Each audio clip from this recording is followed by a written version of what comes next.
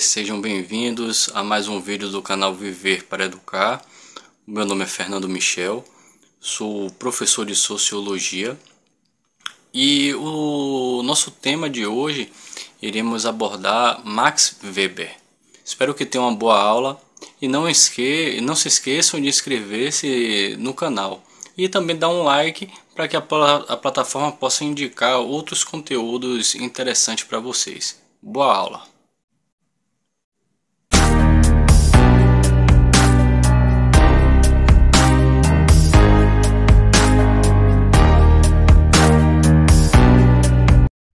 O sociólogo alemão Max Weber é considerado um dos pensadores clássicos da sociologia. O Weber ele desenvolveu um método de análise social que é baseado no que ele chamou de ação social. Sociólogo alemão, ele é um dos principais teóricos da sociologia. O Weber ocupa, junto com o Durkheim e o Karl Marx, uma das bases da chamada tríade da sociologia clássica. O Weber ele fundou um método de estudo sociológico. Esse método é baseado no que ele chamou ação social e produziu estudos profícuos para a compreensão da formação do capitalismo. O livro mais difundido de Max Weber é A Ética Protestante e o Espírito do Capitalismo, em que o Weber ele analisa a proximidade da formação do capitalismo com a disseminação do protestantismo naquela época. Vamos fazer um resumo sobre Max Weber, sociólogo e economista alemão. O Weber analisou a formação do capitalismo. Ao contrário de Karl Marx, era a favor do capitalismo. O Weber ele desenvolveu uma teoria que aproximava a origem do capitalismo à religião protestante. Desenvolveu a teoria da ação social como um método de análise sociológica. Vou passar um pouco sobre a biografia do Max Weber. Karl M. Maximilian Weber, nascido em 1864, foi um sociólogo, jurista e economista alemão, nascido em uma família de posses, liderada por um advogado. Weber foi educado com a rigidez da religião protestante. E com o despertar do gosto pelo estudo e pelo trabalho, quando ele era ainda jovem, ele presenciou a unificação da Alemanha, que foi promovida pelo estadista Otto von Bismarck. O Estado alemão ele ainda não existia naquela época. Existiam vários reinos de origem germânica independentes. Foi Bismarck que promoveu uma política de integração desses reinos, formando assim a Alemanha tal como a conhecemos hoje. Em 1882, Weber ele ingressa no curso de Direito lá da Universidade de Heidelberg, onde, para além das ciências jurídicas, ele aprofundou seus estudos em economia e teologia.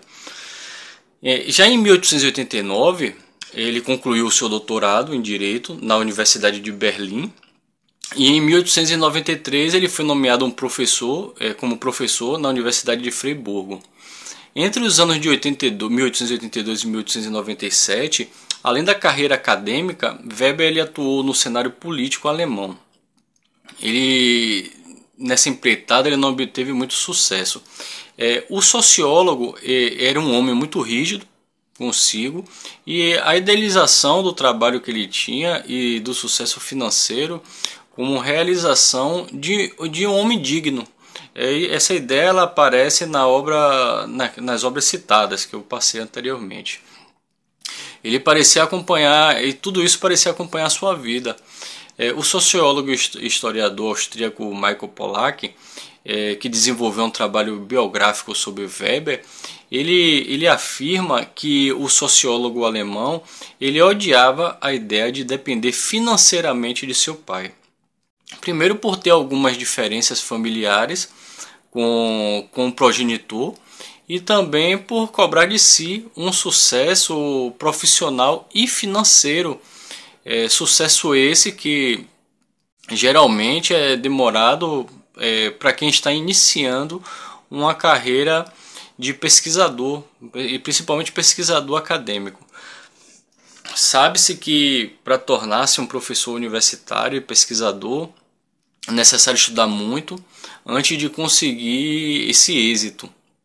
A reflexo disso foi o casamento de Weber com a escritora feminista a Marianne Stinger, o qual foi adiado por anos, tendo sido realizado apenas em 1894, quando o sociólogo ele conseguiu um emprego. Esse período de espera antes do noivado definitivo, um amigo de Weber ele havia pedido Marianne em casamento. Quando Weber e ela já trocaram intenções de um relacionamento mais sério. Causou ainda essa situação ainda mais desgosto em Max Weber com a sua própria vida, afirma Pollack, o pesquisador.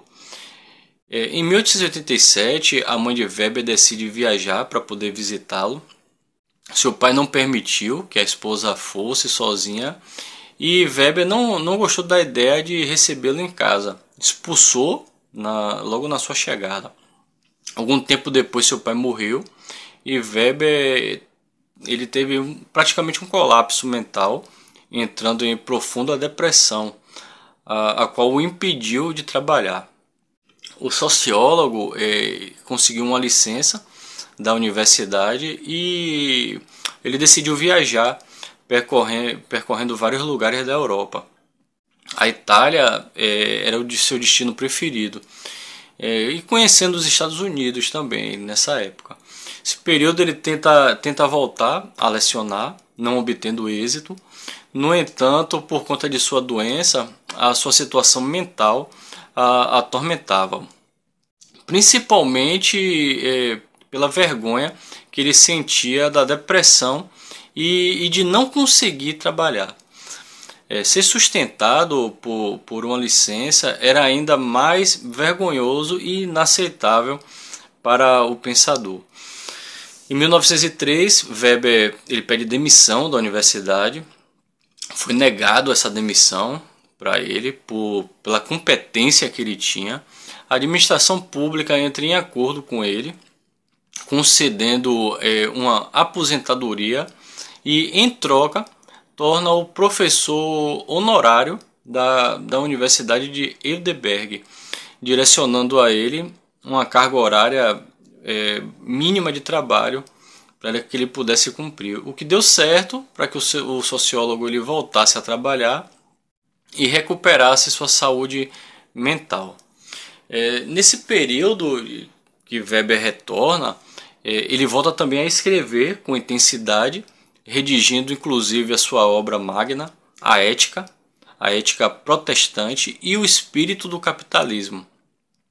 Ele havia deixado a atuação no campo político já há algum tempo, o que também ajudou a recuperar-se mentalmente.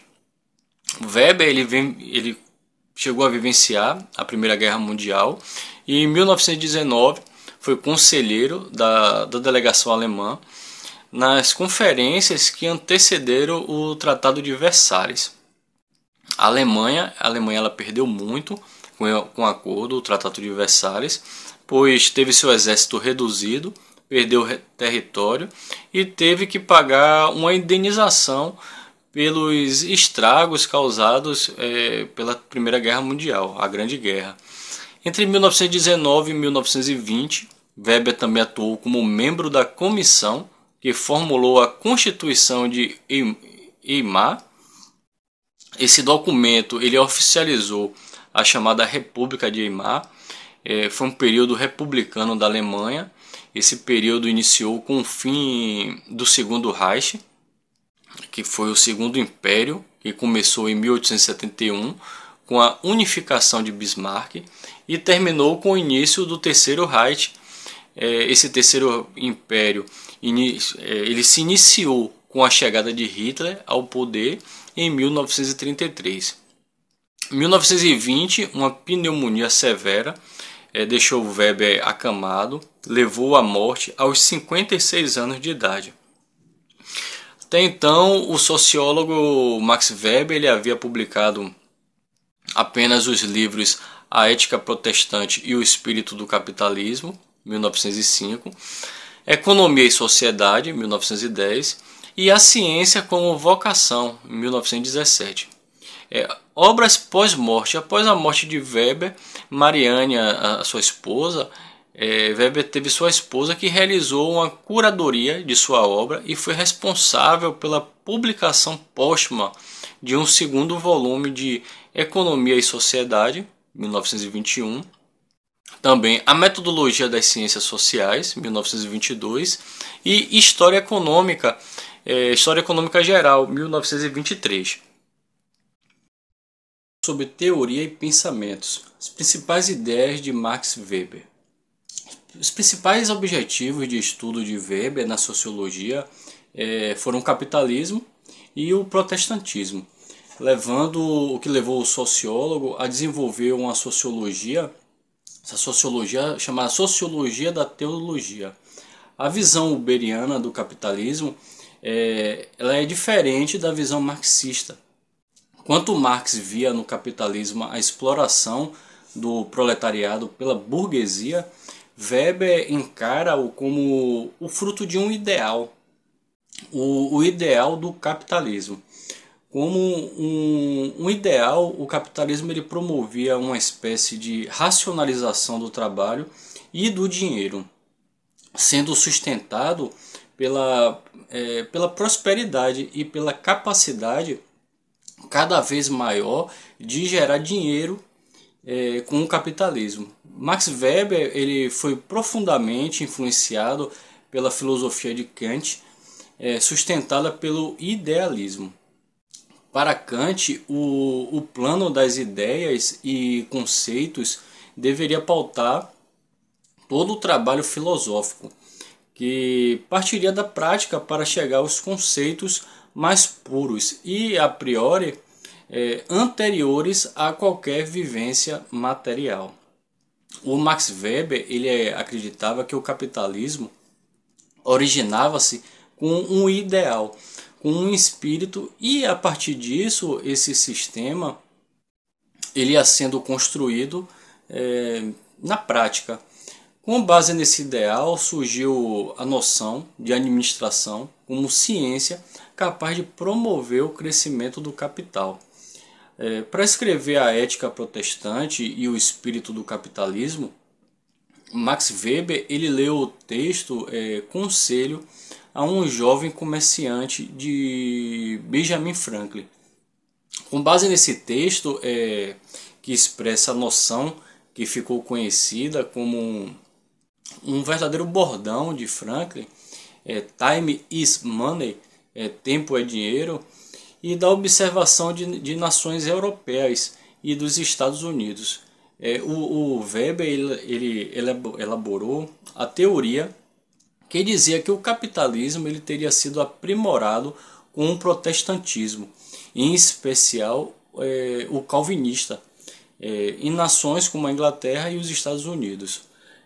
Para Franklin, o dinheiro ele deveria ser movimentado e ampliado. Essa ampliação ela dava-se como ensinava a tradição calvinista por meio do trabalho.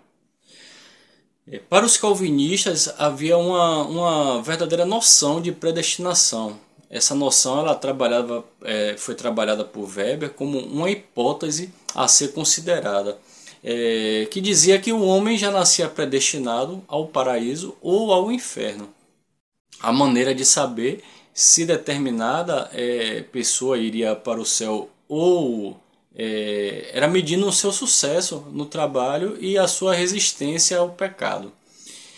Como pecado, os calvinistas incluíam as diversões fúteis, como festas e luxo, além do ócio e da preguiça.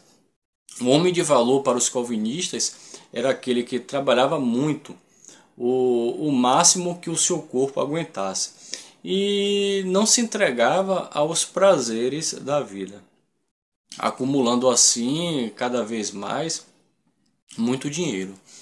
Para as outras vertentes protestantes, há uma ideia, essa ideia é bastante generalista, bem semelhante a essa, de valorização do trabalho e de fuga dos prazeres. Isso fez com que Weber ele enxergasse a diferença de desenvolvimento econômico entre nações predominantemente protestantes, que se tornaram as maiores potências econômicas. Por exemplo, Alemanha, Inglaterra e Estados Unidos. Essas nações predominantemente católicas, que não tiveram tanto crescimento econômico como a Espanha, por exemplo, Portugal e a Itália, temos a ideia também do teórico político e estadista estadunidense, o Benjamin Franklin, estava sustentada no ideal calvinista. E o aumento do dinheiro por meio do trabalho e da fuga do ócio e dos prazeres, ele parecia ser uma hipótese bastante plausível para o Max Weber, no sentido de medir o sucesso de uma pessoa. Era esperado de alguém que conseguisse ganhar dinheiro e multiplicá-lo para mostrar o seu valor pessoal e moral. Podemos dizer que a ética, nesse sentido, era uma verdadeira prática voltada para um modo de agir que fugisse de qualquer distração e de qualquer pecado, e que procurasse no trabalho o maior meio de chegar-se a Deus. Por isso o Max Weber ele ficou tão frustrado durante um tempo de sua vida em que não conseguia obter sua sustentação financeira, e ele sentiu vergonha desse tempo em que foi acometido pela sua depressão e não conseguiu trabalhar. Sobre a ação social de Weber. Para a metodologia sociológica, o Weber ele contribuiu formulando a sua teoria da ação social. Segundo o sociólogo, era necessário que o pesquisador fosse dotado de uma neutralidade axiológica, ou seja, de uma neutralidade em relação ao seu objeto de estudo. Com base em uma análise neutra e imparcial, o sociólogo ele deveria identificar as ações sociais dos sujeitos e classificá-las. Nisso, o Weber ele discorda do método de Durkheim. Durkheim, o método dele visava buscar fatos sociais que se repetem em todas as sociedades e são invariáveis. Para o Weber, as ações individuais que forneciam o material necessário para poder chegar-se a um estudo válido. No entanto, por serem as ações sociais tão vastas e diversas, o sociólogo ele deveria buscar um padrão de correção para que esse trabalho, o seu trabalho, ele tivesse uma validade científica e um respaldo metodológico. Esse padrão de correção ele é um padrão que estava localizado no que o Max Weber chamou de tipos ideais, que eram balizas para estabelecer-se qualquer comportamento padrão. Como ideais, esses tipos são perfeitos e imutáveis, não existindo isso na prática. Nessa se encontram as ações que poderiam afastar-se ou aproximar-se dos tipos ideais. O Max Weber ele separa e classifica as ações sociais em 4 tipos. São eles: ação social racional com relação a fins. Esse tipo de ação pensada e calculada serve para atingir alguma finalidade. Por exemplo, casar-se para constituir uma família. A ação social é o matrimônio e a finalidade dessa ação é a constituição da família. Ação social racional com relação a valores. É um tipo de ação social pensada e calculada para poder atingir algum tipo de valor moral, ou visando como fundo a moralidade. Por exemplo, fazer o que a moral considera certo, como não roubar. Temos também a ação social tradicional. Ela não é racional e nem calculada. Consiste numa forma de agir de acordo com a tradição, respeitando o que a sociedade considera como o que deve ser feito. Nesse ponto de vista, retomando o exemplo, eu vou retomar o exemplo do matrimônio, seria casar-se porque a sociedade impõe o casamento como uma tradição que deve ser seguida. Temos também a ação social afetiva. Ela não é racional, ela segue os afetos e as paixões, os sentimentos e as afeições. É o tipo de ação motivada por sentimentos, tipo amor, paixão, medo. No campo da teologia sociológica, política, o Max Weber, podemos dizer que ele contribuiu com a teoria da dominação, que fala dos modos de poder existentes.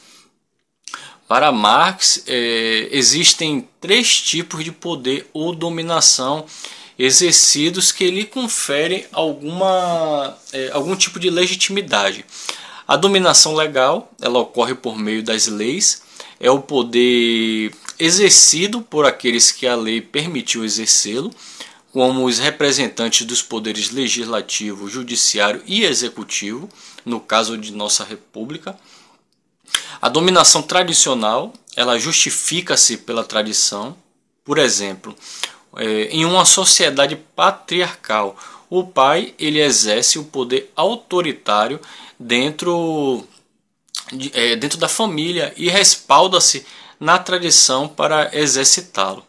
A dominação carismática é exercida por lideranças carismáticas que têm o dom de atrair o apoio das massas com seus discursos, como de maneira mágica. Podemos citar diversos exemplos desse tipo de liderança na história mundial.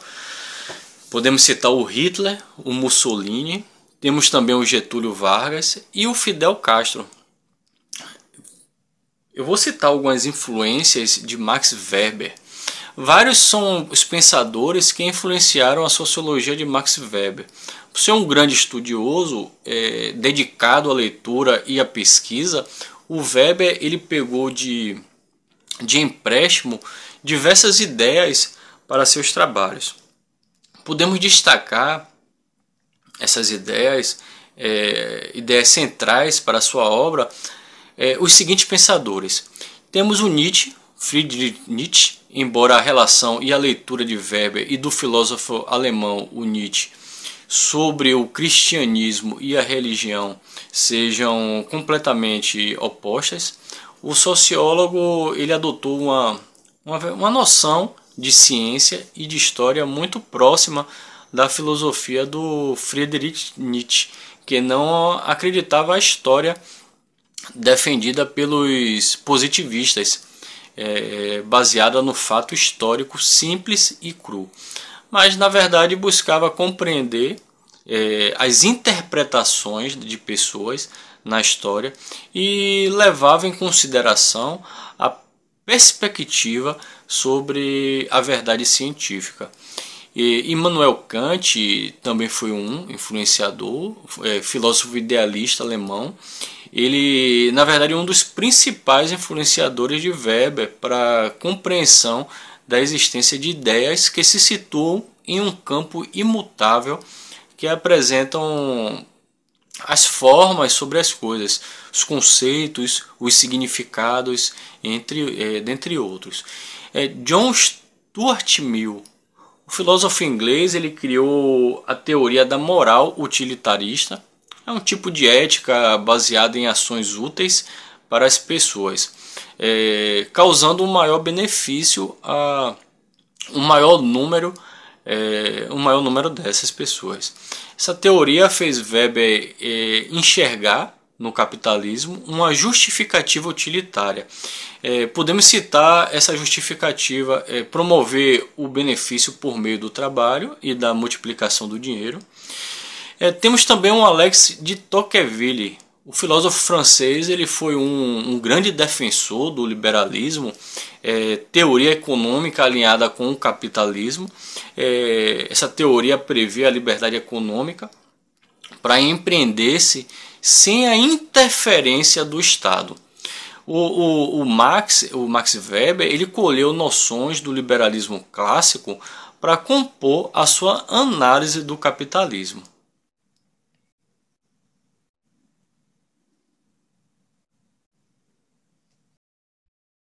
Dessa aula, um forte abraço para todos e até a próxima.